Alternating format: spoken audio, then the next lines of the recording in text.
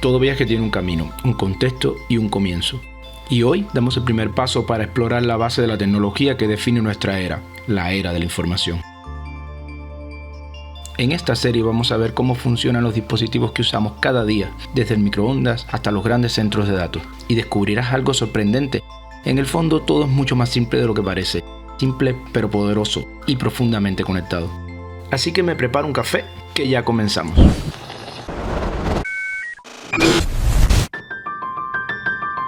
Pero antes de hablar de tecnologías de la información, tenemos que responder algo más básico. ¿Qué es la información? Probablemente lo sepas.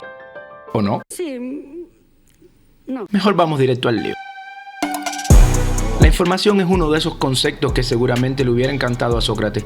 Tal vez podríamos estar horas discutiendo características, ejemplos, partes, comportamientos, pero Sócrates seguiría ahí, con su aguda ingenuidad, y continuaría con el interrogatorio. Y una importante conclusión que seguramente habrá sacado de la discusión es que una imagen o un texto en realidad no parecen ser información. Más bien podríamos decir que contienen información. Y mira por dónde resulta que, para saber qué es la información, primero tenemos que saber qué es lo que no sabemos. Sí, suena raro. Mejor empezamos con un ejemplo.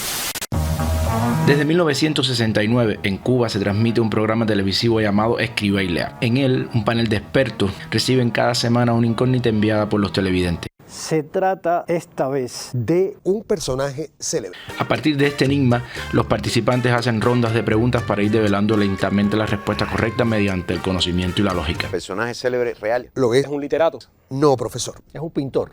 Un pintor. ¿Es un pintor rococó? ¿Es Jean-Baptiste Chardin? Exactamente. Al principio la incertidumbre es total. No sabemos nada. No tenemos información. Luego tenemos al menos el contexto. Un personaje célebre. Poco a poco, pregunta a pregunta, reduce esa incertidumbre hasta que finalmente se devela la respuesta. Cada pregunta, o más bien su respuesta, aporta un dato. Cada dato reduce la incertidumbre.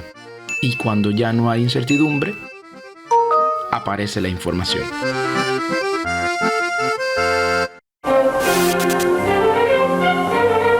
Hello, I'm Claude Shannon, a mathematician here at the Bell Telephone Laboratory. Parece que él ya se me ha adelantado. Se trata de Claude Shannon, un joven ingeniero y matemático que a mediados del siglo XX trabajó en los míticos laboratorios Bell. Y sí, es que hay mucho para hablar de este lugar. En aquella época, la telefonía funcionaba con sistemas donde cada llamada necesitaba su propio camino a través de la red. Millones de personas querían comunicarse, pero las líneas y la infraestructura no podían multiplicarse al mismo ritmo. Y la pregunta era urgente y concreta. ¿Cómo hacer pasar más conversaciones, más mensajes, más información por los mismos cables?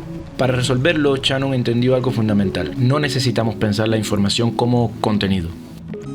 Ya habíamos visto que la información es la cantidad de incertidumbre que desaparece cuando recibimos una respuesta.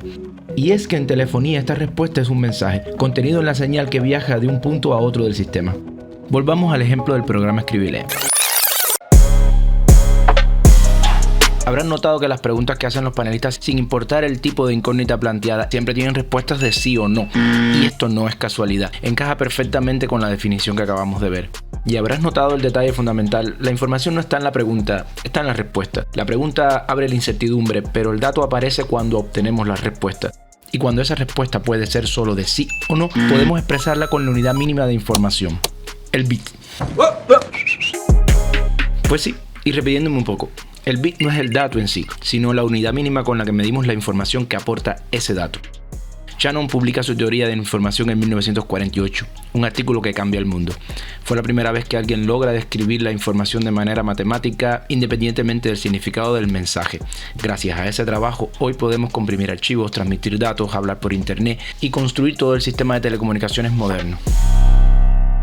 Seguramente esto te sigue sonando un poco raro. Mejor vemos un ejemplo.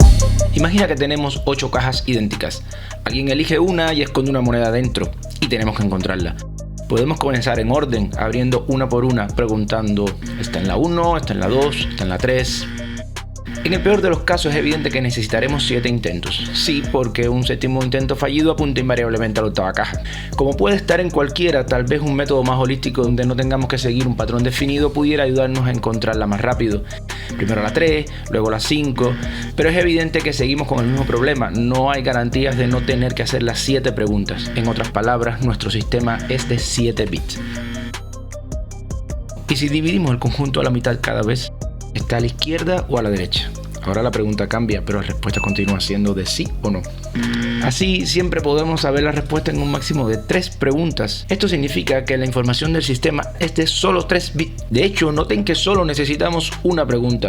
Si preguntamos izquierda y la respuesta es no, entonces está a la derecha. Ambas respuestas sí y no son igual de valiosas. Y ahora sí que tenemos una pista importante. La información se podría medir como la cantidad de veces que se puede dividir entre 2 un conjunto de datos. Y hasta tenemos una operación matemática para esto. El logaritmo de x en base 2. Así es.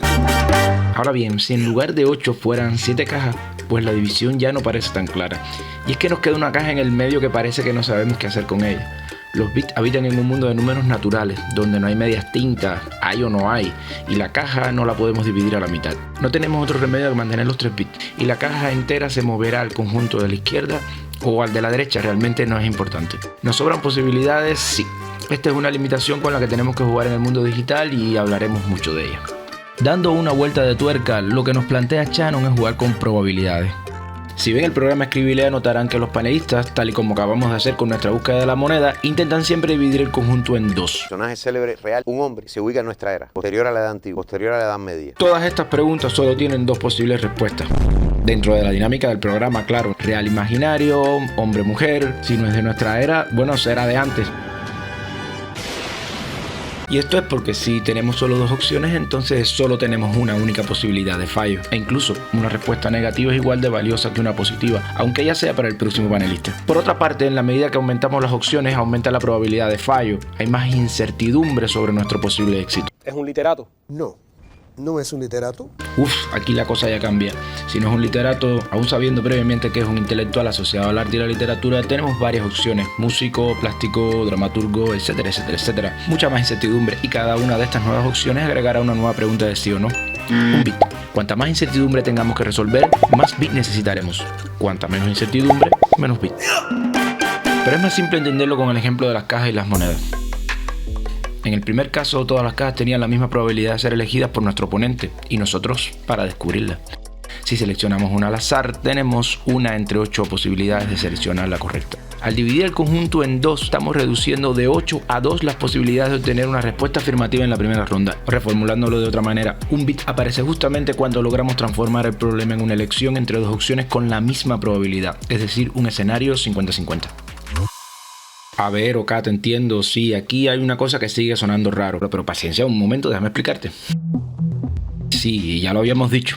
Y es que en telefonía esta respuesta es un mensaje, contenido en la señal que viaja de un punto a otro del sistema. Entonces, ¿dónde está el mensaje? Lo que se transmite es, en esencia, la secuencia correcta de respuestas a un conjunto de posibles preguntas. Para que esto funcione, los 2 extremos entonces tienen que tener las mismas preguntas en el mismo orden. Y esto se logra con un acuerdo entre las partes de tan solo 3 puntos. Un conjunto de símbolos, un código y un protocolo. Pero para explicar qué son estos 3 puntos, vamos a verlo directamente con un ejemplo. Y mira por dónde el protagonista de esta historia también fue pintor. Y no le iba nada mal. Samuel Morse fue un retratista reconocido en Estados Unidos durante la primera mitad del siglo XIX. Su mayor celebridad no llegaría por sus cuadros. Su curiosidad por los avances en la electricidad lo llevó a interesarse por un problema completamente distinto. Bueno, no fue por eso, pero no me digan que no hubiera sido interesante. Junto a Alfred Vail, un colaborador clave en el desarrollo técnico, acabaría creando algo que es hoy prácticamente sinónimo de telegrafía. Estamos hablando, claro, del código Morse. El telégrafo de Morse utilizaría una idea tan simple como brillante. En un extremo del cable hay una llave telegráfica que no es más que un interruptor adaptado.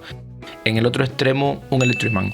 Cuando la llave cierra el circuito, el electroimán activa y atrae una pequeña armadura metálica. Mientras, una cinta de papel avanza de forma continua. Esa armadura deja una marca sobre ella. Si el circuito cierra durante poco tiempo, queda un trazo corto. Si se mantiene cerrado más tiempo, el trazo es más largo.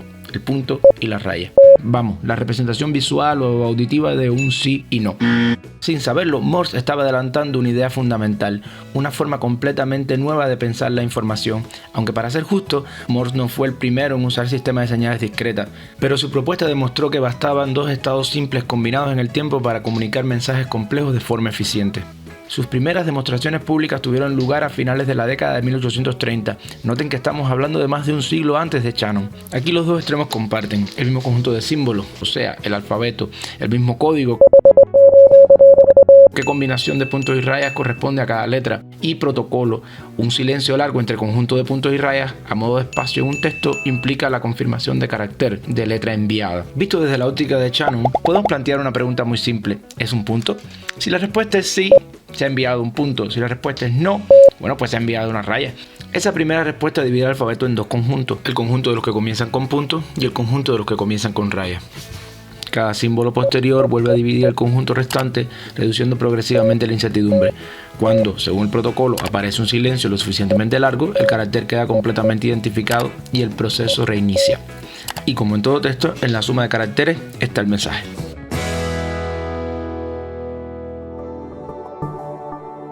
Realmente no sé si esto convencería a Sócrates, pero de lo que sí podemos estar seguros es de que esta idea ha expandido las fronteras de la tecnología hasta construir el mundo en que vivimos hoy.